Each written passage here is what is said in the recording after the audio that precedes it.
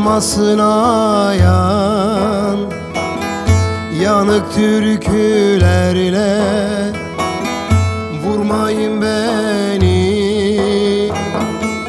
Tutuşur dizelerim sonra, her biri yıldız kendi halinde. Tutuşur dizelerim sonra, her biri yıldız kendi halinde.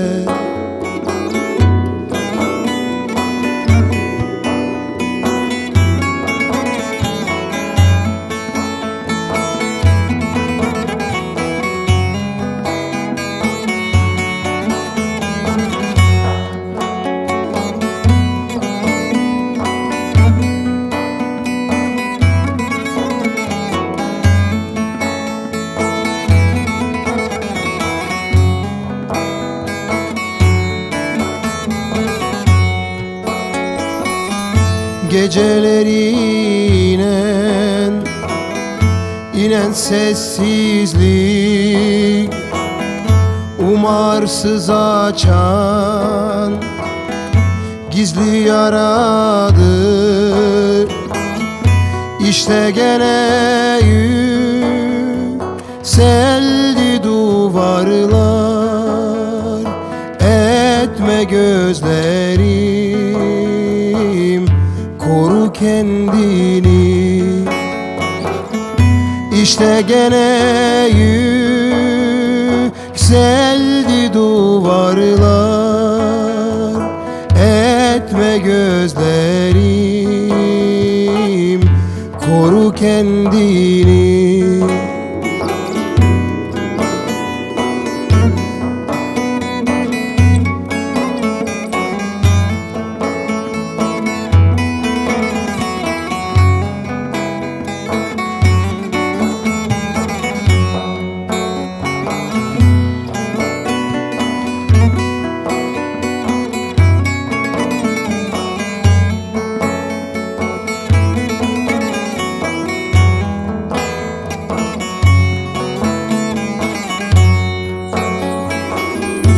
Ayıklasam